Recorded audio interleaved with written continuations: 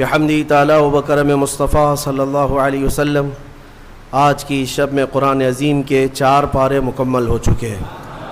اللہ عز و جل بقیہ قرآن کو ہمیں صحیح تجوید کے ساتھ پڑھنے اور آپ سب کو سماعت کرنے کی توفیق عطا فرمائے۔ عزیزان گرامی، آج ہم نے سورہ آل عمران کی مکمل تلاوت کر لی اور پھر اس کے ساتھ ہی سورہ نساء کی بھی کچھ آیتیں تلاوت ہوئیں۔ سورہ بقرہ کے بعد بڑی سورتوں میں سورہ آل عمران ہے۔ آل عمران اس کا کیا مطلب ہے؟ عمران کون ہے؟ یہ آل کون ہے؟ یہ حضرت عیسیٰ علیہ السلام کے نانا، ان کا نام عمران تھا، یعنی حضرت بی بی مریم کے والد حضرت عیسیٰ علیہ السلام کی ماں ہے سیدہ بی بی مریم، حضرت مریم کے والد تھے عمران۔ ہوا یہ تھا کہ عمران اور ان کی بیوی حنہ یہ دونوں لا ولد تھے، اولاد نہیں تھی کافی سالوں تک، یہاں تک کہ ان کا بڑھاپا آ گیا، ان کو اولاد نہیں تھی۔ کس کو؟ عمران اور حنہ کو۔ ایک دن حضرت حنہ نے اللہ تعالیٰ کی بارگاہ میں اپنے بڑھاپے کے زمانے میں یہ نذر کر لیا، منت کر لیا کہ اے اللہ، تو مجھے اگر بیٹا دے گا تو میں تیرے گھر بیت المقدس کے لیے وہ بیٹا وقف کر دوں گی۔ انی نذرت لک ما فی بطنی محررا فتقبل منی۔ یہ کون؟ عمران کی بیوی حضرت حنہ، حضرت عمران کی بیوی حنہ، انہوں نے نذر کیا، منت کیا۔ یہاں سے نذر کرنا اور منت کرنا قرآن پاک سے ثابت ہے، لیکن منت کا وہ طریقہ نہیں جو آپ نے ایجاد کر لیا کہ کہیں تالا لگا دیں گے اور دھاگا باندھ دیں گے تو منت ہو گئی۔ منت تو اللہ تعالیٰ کی بارگاہ سے ہے، نذر شرعی۔ ہاں، اولیاء کاملین کے دربار میں بھی ہم عہد کرتے ہیں، کیونکہ اولیاء کو اللہ تعالیٰ نے تصرف عطا کیا ہے، وہ سفارش کرتے ہیں اللہ کی بارگاہ میں۔ تو نذر جو شرعی ہے وہ قرآن سے جو ثابت ہے وہ یہ ہے کہ اللہ کی بارگاہ میں یوں نیت کر سکیں آپ، یوں نذر کر سکتے ہیں آپ کہ اے مولا، اگر مجھے اولاد ہو گئی تو میں مسجد بنا دوں گا، یا مسجد کے لیے فلاں چیز وقف کر دوں گا، یا ایک قرآن پاک مکمل تلاوت کروں گا، یا 10 روزے رکھوں گا، یا 10 مسکینوں کو کھانا کھلاؤں گا۔ یہ ہوتی ہے منت کے طریقے۔ آپ تو شارٹ کٹ ڈھونڈتے ہیں نا، آسان چاہیے۔ منت ایسی کرو، خالی دھاگا باندھ دوں گا یا چادر چڑھا دوں گا جس میں محنت کچھ نہ لگے۔ ارے نذر کا طریقہ یہ تھا کہ آپ روزہ رکھنے کی نیت کر لیتے کہ اگر میرا فلاں کام ہو گیا تو میں 10 روزے رکھوں گا، یا کم سے کم 3 روزے رکھوں گا، یا ایک قرآن پاک پڑھوں گا، یا 100 رکعت نماز ادا کروں گا۔ نذر کرنے کے طریقے۔ حضرت حنہ نے جو نذر کیا، منت کیا، وہ کیا کہ اے اللہ، اگر تو مجھے بیٹا دے گا تو میں وہ بیٹا بیت المقدس کے لیے وقف کر دوں گی۔ پہلی بات تو اولاد ہے نہیں، بڑھاپے میں جا کر اگر بیٹا ہو بھی گیا تو وہ تیری بارگاہ میں وقف کروں گی۔ یہ ہے نذر اور اللہ تعالیٰ سے محبت کا طریقہ۔ اور قرآن کہتا ہے کہ حضرت حنہ حاملہ ہو گئی، بچے کے آثار نظر آئے بڑھاپے کی عمر میں۔ فلما وضعتھا، پھر جب بچے کی ولادت ہوئی تو بیٹا نہیں ہوا، بیٹی ہوئی۔ انہوں نے نذر کیا کیا تھا؟ بیٹا ہوگا تو بیت المقدس میں وقف کروں گی، لیکن کیا ہوئی؟ بیٹی ہوئی۔ قالت رب انی وضعتها انثى، کہنے لگی اے اللہ، میں تو بیٹی کو جنم دے دی، میں نے تو بیٹی جن دیا۔ واللہ اعلم بما وضعت، اور اللہ فرماتا اللہ سب سے بہتر جانتا ہے کہ اس نے کیا جنم دیا، بیٹا ہے یا بیٹی۔ لیکن اب یہاں بیٹا بیٹی کا فلسفہ بھی ختم کرتے ہیں۔ تمہیں اولاد میں کیا چاہیے، کیا نہیں چاہیے؟ قرآن کہتا ہے وَلَيْسَ الذَّكَرُ كَالْأُنثَىٰ، اللہ نے یہ فرمایا ہاں بیٹا بیٹی کی طرح نہیں ہو سکتا۔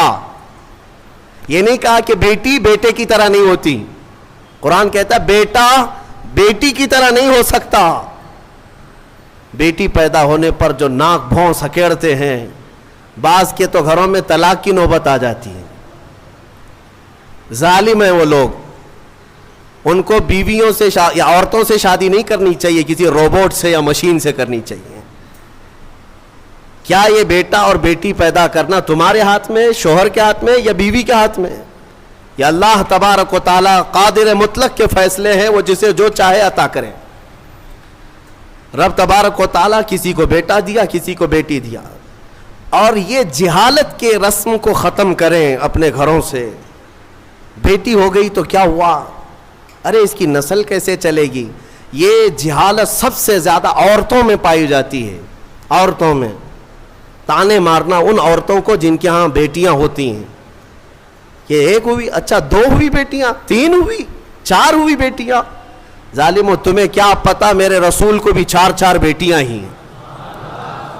رسول کریم صلی اللہ تعالی علیہ وسلم کو اللہ نے 4 بیٹیاں دیا, بیٹے بھی دیا, لیکن بیٹے کوئی حیات نہیں رہے.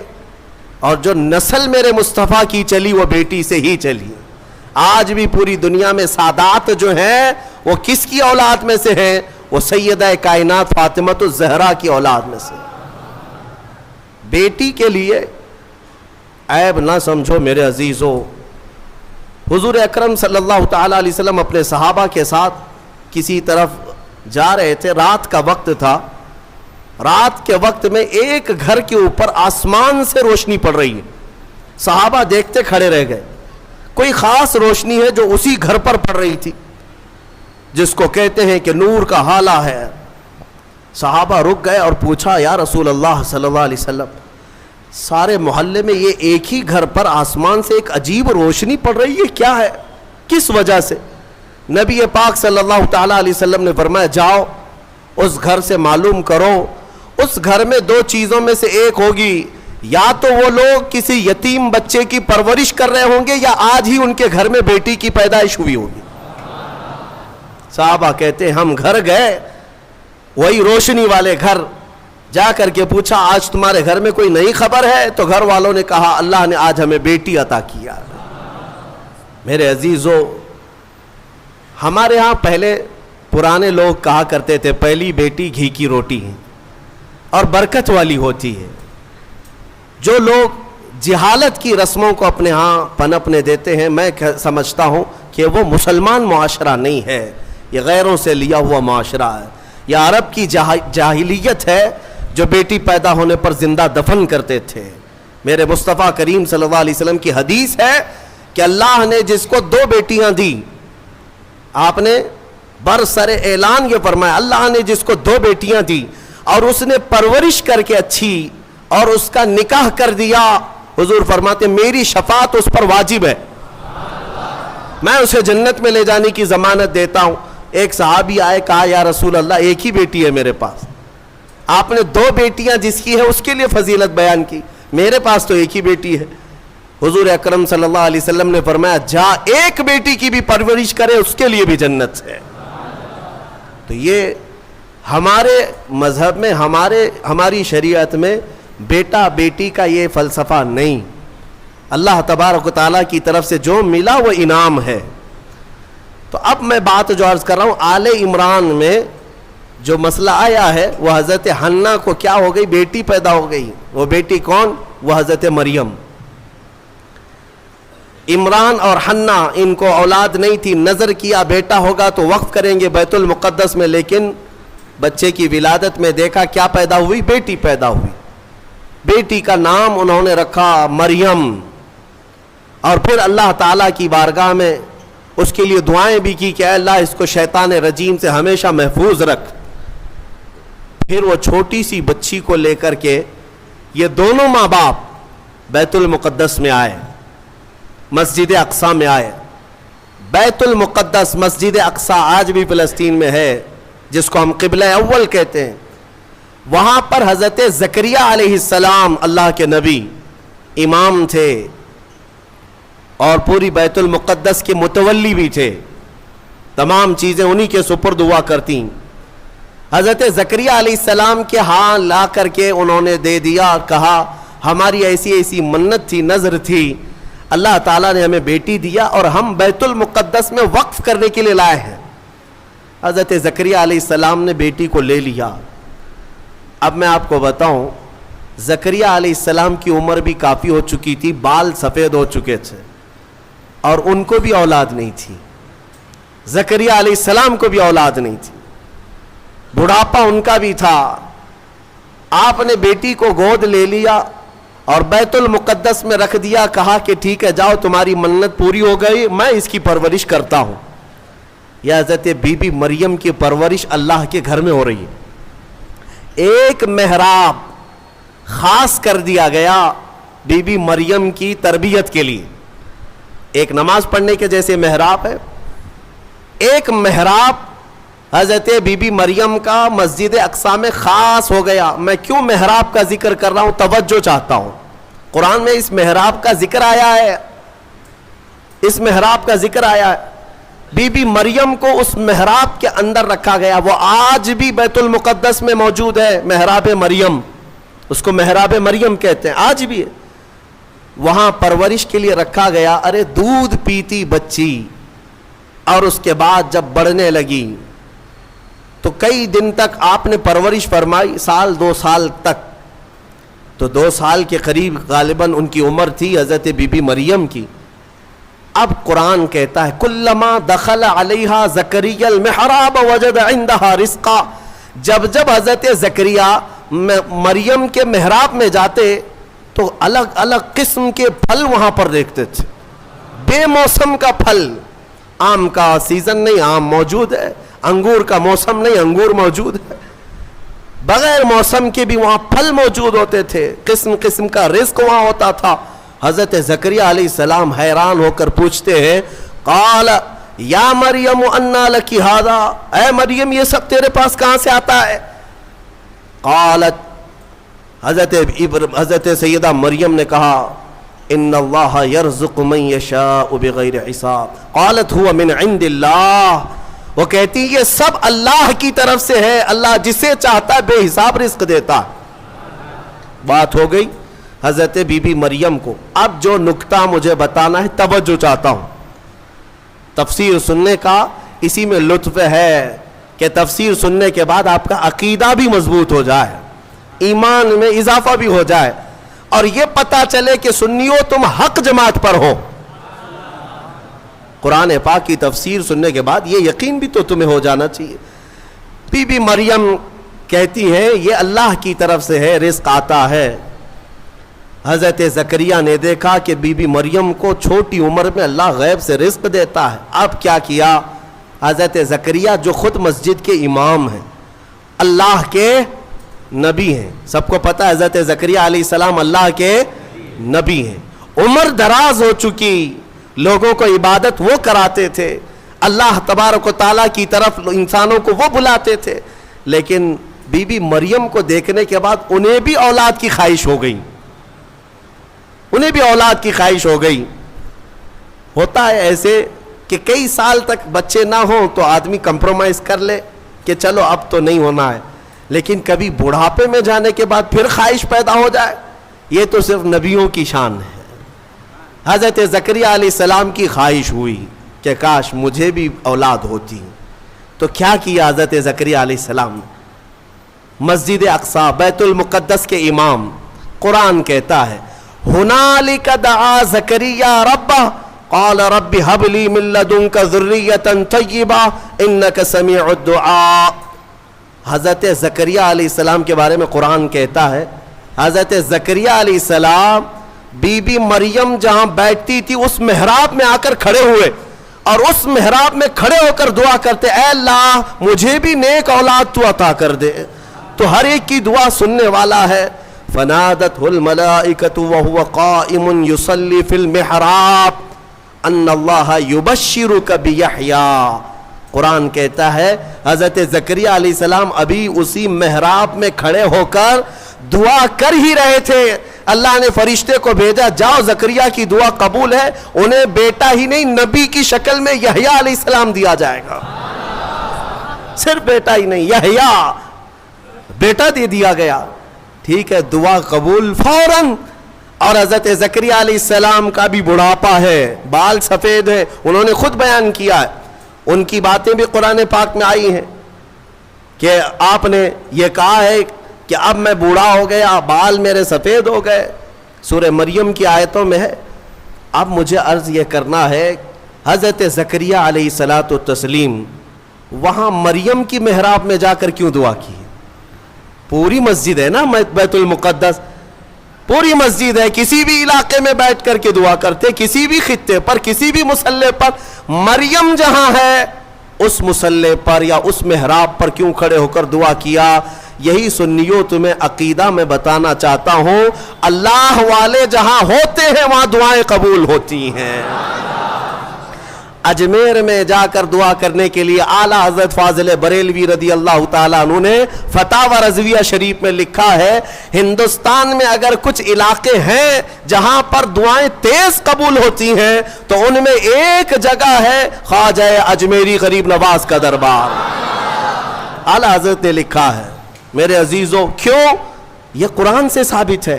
لوگ یہی کہتے ہیں نا اولیاء کے دربار میں جا کر کے پکارتے ہو، کیا مسجد میں نہیں پکارے؟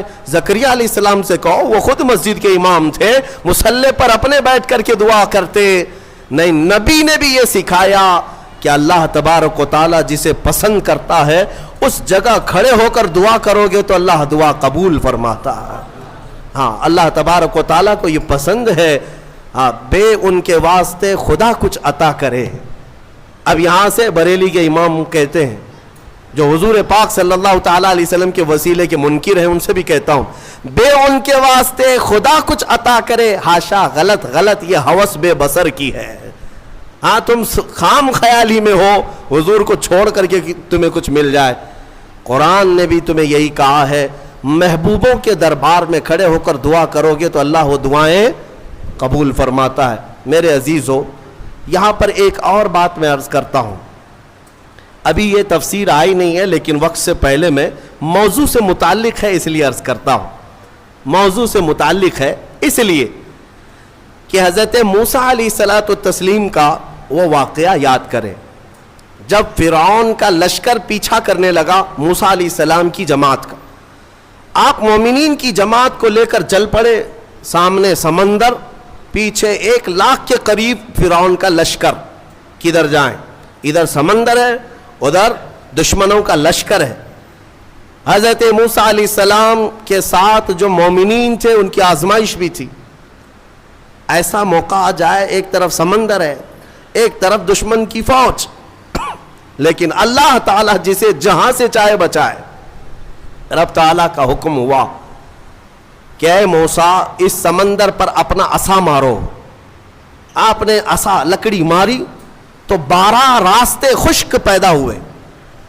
موسیٰ علیہ السلام کا جو قبیلہ تھا، یعنی آپ کی جو جماعت تھی مومنین کی، وہ 12 خاندانوں میں تھی، تو سب کے لیے ایک ایک راستہ سمندر میں بن گیا، سب اس راستے سے چلنے لگے۔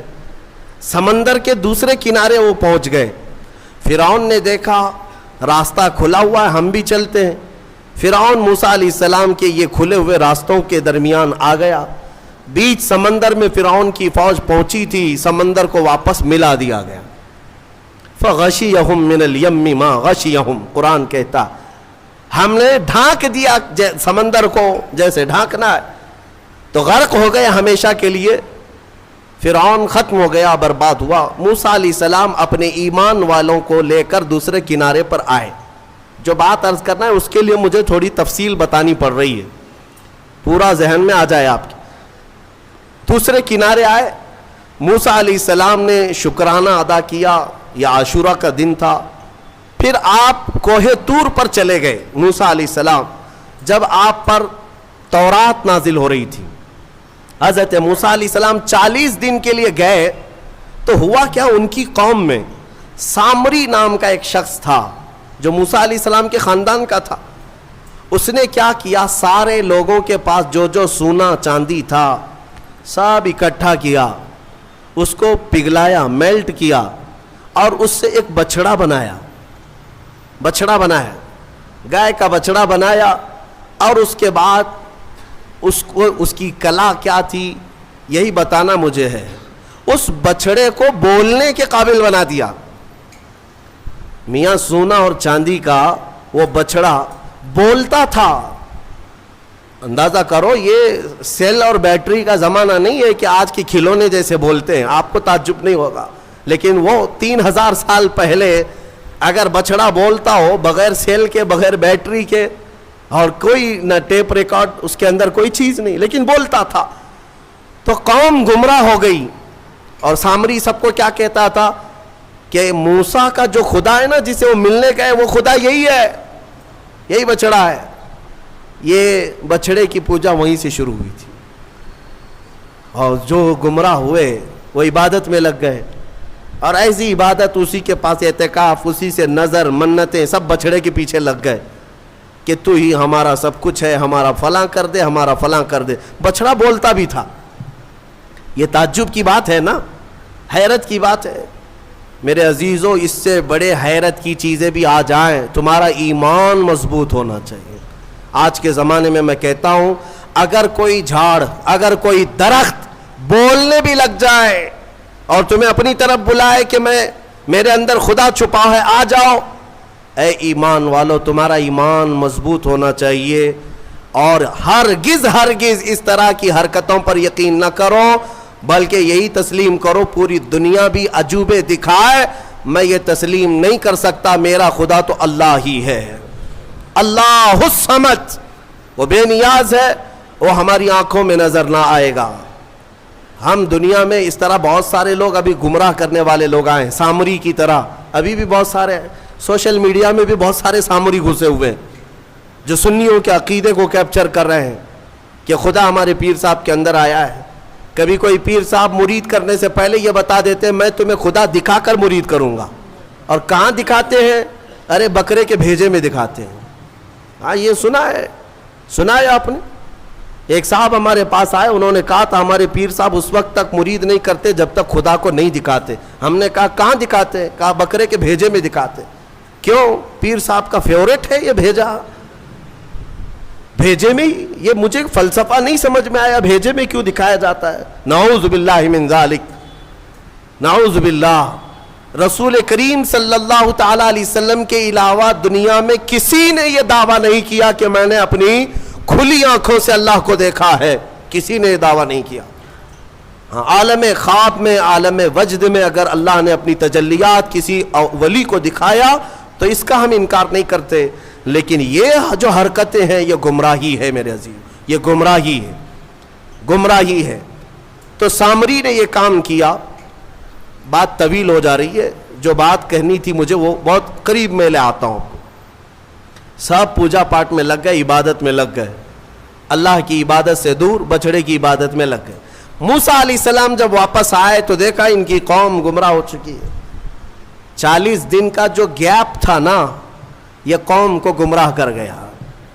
اسی لیے بزرگوں نے فرمایا کہ جو عالم دین ہے یا مبلغ اسلام ہے وہ اپنی قوم سے زیادہ دور نہ رہا کرے.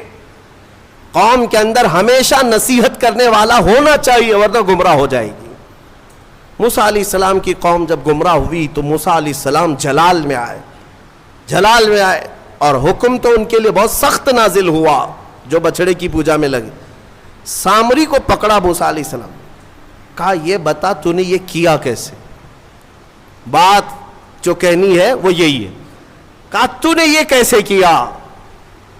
سب کا سونا چاندی میلٹ کیا, بنایا بچڑا ٹھیک ہے, لیکن یہ بولنے کے قابل کیسے کیا؟ اب سامری کا جواب سنیں. سامری کہتا ہے قال بصرت بما لم يبصروا به فقبضت قبضة من اثر الرسول فنبذتها وكذلك سولت لي نفسي. کہتا ہے جب آپ سمندر کے راستے میں چل رہے تھے نا, موسیٰ علیہ السلام چل رہے تھے, سامری کہتا ہے میں نے ایک چیز دیکھی جو لوگوں نے نہیں دیکھا. میں نے دیکھا, دوسرے لوگوں نے نہیں دیکھا. کہا کیا دیکھا تو نے؟ کہا آپ کے گھوڑے کی نکیل پکڑ کر سامنے ایک فرشتہ چل رہا تھا. حضرت موسیٰ علیہ السلام نے کہا ہاں وہ جبرائیل علیہ السلام تھے. جبرائیل علیہ السلام آئے تھے جب راستہ عبور کر رہے تھے. تو سامری کہتا ہے میں دیکھ رہا تھا آپ کے آگے آگے ایک فرشتہ چل رہا تھا. تو موسیٰ علیہ السلام نے کہا تو پھر کیا کیا؟ وہ کہتا ہے وہ فرشتہ جیسے جیسے چلتا جا رہا تھا میں اس کے پیروں کے نیچے کی مٹی اٹھا رہا تھا. جبرائیل علیہ السلام کے پیروں کے نیچے کی مٹی اٹھاتا رہا اور وہ میں نے جمع کر لیا جتنی مٹی مجھے ملی. اور جب کنارے پر آئے اور آپ گئے تھے کوہ طور، میں نے اس بچڑے کو بنا کر کے اس کے منہ کے اندر یہ مٹی ڈال دی تو وہ بولنے کے قابل ہوا. وَكَذَلِكَ سَوَّلَتْ لِي نَفْسِي، وہ کہتا ہے ایسے میرے یہ کام بن گیا، اس مٹی کا ہی اثر ہے. اللہ اللہ، اے سنیوں میں یہی کہنا چاہتا ہوں، جبرائیل علیہ السلام کے پیروں کے نیچے کی مٹی اگر بے زبان بچڑے کو بولنے کے قابل بنائے تو جو جبرائیل اپنا ماتھا رسول اقدس کے تلووں پر مس کرے، اس رسول پاک کے قدموں کے دھول کا حال کیا ہوگا.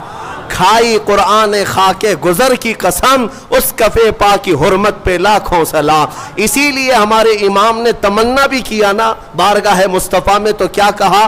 دل کرو ٹھنڈا میرا وہ کفے پا چاند سا. کفے پا کس کو کہتے ہیں؟ کفے پا، پا پیر کو کہتے ہیں فارسی میں، کف کہتے ہیں نیچے کا حصہ. پیر کا جو تلوا ہے، پیر کا جو تلوا ہے اسے کیا کہتے ہیں؟ کفے پا. پیر کے تلوے کو کفے پا. اعلیٰ حضرت تمنا یہ کرتے ہیں دل کرو ٹھنڈا میرا وہ کفے پا چاند سا، سینے پہ رکھ دو ذرا تم پہ کروڑوں در. میرے عزیزو، قرآن سے تو ثابت ہے نسبت کا بڑا اثر ہے. اگر نسبت کا کوئی اثر نہ ہوتا تو قرآن کی یہ آیتیں نہیں آتی. اسی طرح سے بہت ساری آیتیں ہیں، پھر کسی اور موقع پر عرض کروں گا. یہ آل عمران کا یہ خلاصہ تھا.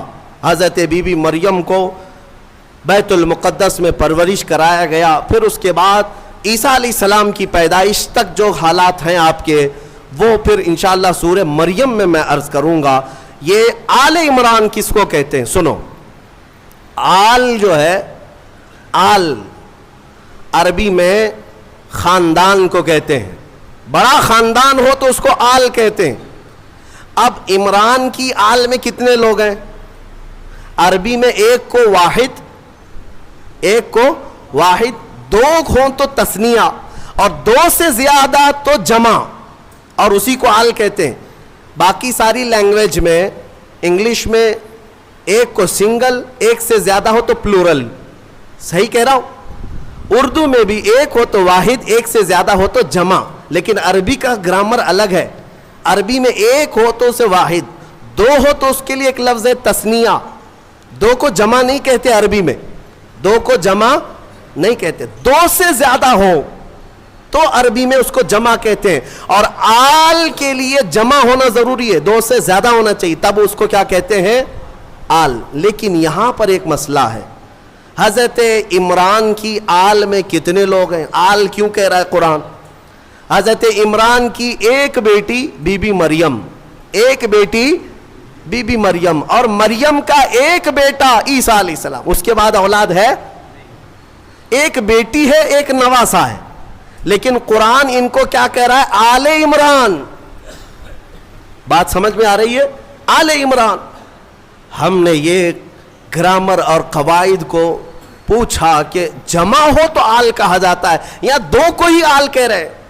بی بی مریم اور حضرت عیسیٰ یہ دو ہی مل کر کے عمران کی آل ہو گئے. تو مفسرین نے فرمایا یہ قاعدہ اپنی جگہ پر، لیکن اے لوگوں، اگر کوئی خاندان میں سب سے زیادہ شریف ہو تو ایک بھی جو ہے وہ 1000 کے برابر ہوتا ہے. حضرت عمران کی آل میں ایک بی بی مریم ہے جو سب سے پاک خاتون ہے، اور ایک نواسا ہے جو اللہ تعالیٰ کی طرف سے ایک ایسی آیت اور نشانی لے کر کے آیا، دنیا میں اس کا مثل کوئی نہیں. وہ عیسیٰ علیہ السلام بغیر باپ کے پیدا ہوئے. اس نشانی کو دنیا میں کہیں اور دیکھا آپ نے؟ تو دو ایسی اولاد ہے جس کی وجہ سے قرآن نے ان کو آل عمران کہا. اس سورے کی بڑی برکت ہے. اس میں کچھ آیتیں ہیں، اس سے قبل بھی میں نے تفسیر میں بتایا تھا. آیت نمبر میں آپ کے سامنے ذکر کر دیتا ہوں تاکہ اس کے فوائد معلوم ہو. جب کبھی آپ کی گھر میں عورتیں حاملہ ہوں یا بچے کی ولادت کے اوقات آ جائیں تو ان آیتوں کی تلاوت جاری رکھیں، نیک و صالح اولاد پیدا ہوگی، نیک و صالح اولاد پیدا ہوگی۔ یہ سورہ آل عمران کی جو آیتیں ہیں، اور دو آیتیں ایسی بھی میں آپ کو بتا دیتا ہوں۔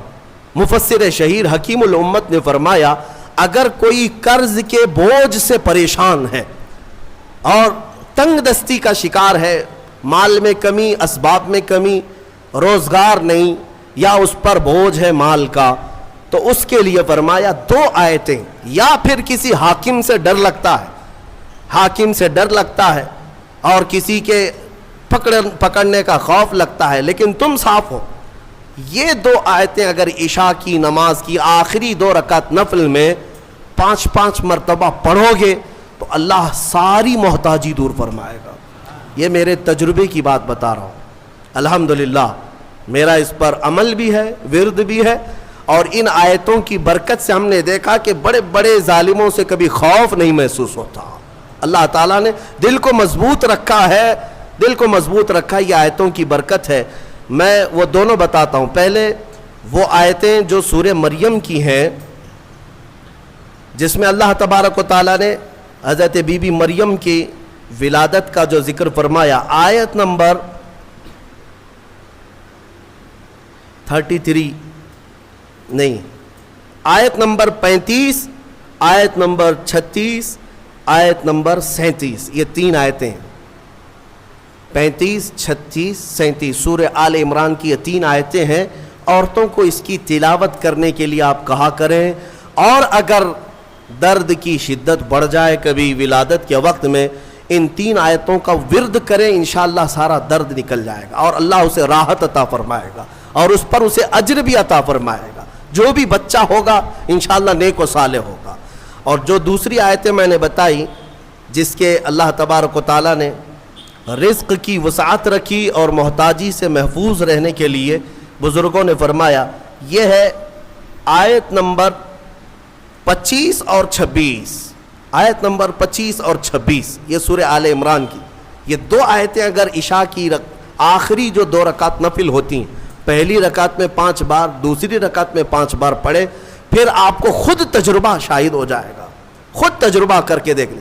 آیتوں کا اگر میں ورد کروں تو بھی آپ کو پتہ چل جائے گا کہ ان آیتوں میں کیا ہے۔ قل اللہم مالک الملک تؤتی الملک من تشاء وتنزع الملک ممن تشاء وتعز من تشاء وتذل من تشاء بیدک الخیر انک علی کل شیء قدیر۔ یہ آیتیں ہیں جس میں اللہ تعالیٰ نے یہی فرمایا کہ اللہ جسے چاہے ملک عطا کرے اور جس سے چاہے ملک کو چھین لے، اور جس سے چاہے عزت عطا کرے، جسے چاہے ذلت دے۔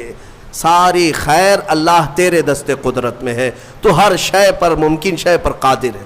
تو یہ آیتوں کا ورد میں یہاں آپ کو یہ کہہ رہا ہوں۔ آج کی تفسیر کے لیے اتنا ہی ہے۔ ایک آیت کریمہ میں تلاوت کر کے اپنی تفسیر کو ختم کرتا ہوں۔ بات جی اجازت کے ساتھ میں یہ دے رہا ہوں، جو مجھے میرے بزرگوں نے اجازت دیا ہے، اجازت کے ساتھ میں کہہ رہا ہوں تاکہ امت کو اس میں نفع ہو۔ ایک آیت اللہ تعالیٰ نے فرمایا وَإِذْ أَخَذَ اللَّهُ مِيثَاقَ النَّبِيِّينَ لَمَا آتَيْتُكُم مِّن كِتَابٍ وَحِكْمَةٍ ثُمَّ جَاءَكُمْ رَسُولٌ مُصَدِّقٌ لِّمَا مَعَكُمْ لَتُؤْمِنُنَّ بِهِ وَلَتَنصُرُنَّهُ۔ ایک واقعہ یہ بھی آیا ہے، اللہ نے سارے نبیوں کی روحوں کو پیدا کرنے سے پہلے جمع کیا، ایک اجتماع ہوا تھا سب کے پیدا ہونے سے پہلے، سارے جو نبی ہو کر دنیا میں آنے والے تھے ان سب کو جمع کیا۔ اللہ نے ان سب سے ایک وعدہ لیا۔ کیا وعدہ ہے؟ اس وعدے کا ذکر قرآن میں آیا۔ اللہ تعالیٰ فرماتا ہے تم سب کے سب اس بات کا وعدہ کرو کہ دنیا میں جاؤ گے، اگر تمہارے زمانے میں میرا محبوب رسول آ گیا تو تم سب کے سب اس پر ایمان لاؤ گے۔ وعدہ کس سے لیا جا رہا ہے؟ نبیوں سے۔ لَتُؤْمِنُنَّ بِهِ، تم سب کے سب اس پر ایمان لاؤ گے، اور اتنا ہی نہیں بلکہ اس کی مدد بھی کرو گے، مدد بھی کرو گے۔ اور اتنے ہی پر کافی نہیں، اللہ نے پھر پوچھا کیا تم سب کو اس بات کا اقرار ہے؟ ساری روحوں نے کہا ہمیں اقرار ہے۔ اللہ فرماتا ہے ٹھیک ہے، میں تمہارے ساتھ گواہ بن جاتا ہوں، میں انا معکم من الشاہدین، میں گواہ ہوں تمہارے ساتھ کہ رسول میرا آئے گا تو تم سب کے سب اس پر ایمان لاؤ گے. مجھے بتاؤ اے سنیوں، پھر میلاد مصطفیٰ کہتے کسے ہیں؟ میلاد کہتے کسے؟ رسول کے آنے کا ذکر کرنا، اسی کو میلاد. اور میلاد کا ذکر کہاں ہو رہا ہے؟ ابھی دنیا آئی بھی نہیں.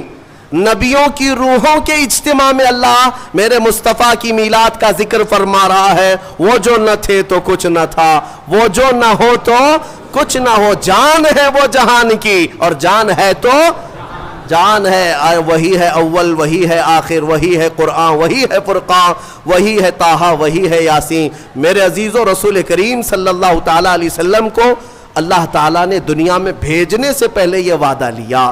اب یہ آیت پر میں آپ سے کہتا ہوں، حضور پاک صلی اللہ تعالیٰ علیہ وسلم اول بھی ہیں آخر بھی ہیں. اول بھی ہیں آخر بھی ہیں. کیسے؟ بعض لوگ یہی سوال کرتے ہیں، حضور تو سب سے آخر زمانے میں آئے نا، تو اول کیسے ہوئے؟ اول کیسے؟ اس کو ایک مفسر نے بڑے اچھے نقطے سے سمجھایا. بات ایسی ہے کہ زمین میں ایک بیج بو، زمین میں ایک بیج بو دیا آپ نے. بیج بویا، درخت نکلا، پودا نکلا، پودا بڑھتا ہوا درخت، درخت میں پتے آئے، پتوں سے پھر شاخیں، شاخوں سے پھر پھول، پھول سے پھر پھل، اور پھل کے اندر پھر کیا آیا؟ بیج آیا. بیج شروع میں بھی تھا، بیج سب سے آخر میں بھی تھا. اسی لیے کہا گیا آدم کی خمیر میں بھی، آدم علیہ السلام کی خمیر میں بھی جو پیشانی میں نور رکھا گیا تھا وہ کسی اور کا نہیں، وہ میرے محمد کا نور تھا صلی اللہ تعالیٰ علیہ وسلم. اعلیٰ حضرت فاضل بریلوی رضی اللہ تعالیٰ عنہ نے اسی لیے ہمیں یہ عقیدہ دیا ہے، وہی ہے اول، وہی ہے آخر، وہی ہے ظاہر، وہی ہے باطن. اسی کے جلوے، اسی سے ملنے، اسی سے اس کی طرف گئے تھے. معراج کی شب میں کیا ہوا تھا؟ معراج کی شب میں حضور گئے تھے نا، اس کو اعلیٰ حضرت کیسے کہہ رہے ہیں؟ اسی کے جلوے، اسی سے ملنے، اسی سے اس کی طرف گئے تھے. وہی ہے اول، وہی ہے آخر، وہی ہے ظاہر، وہی ہے باطن.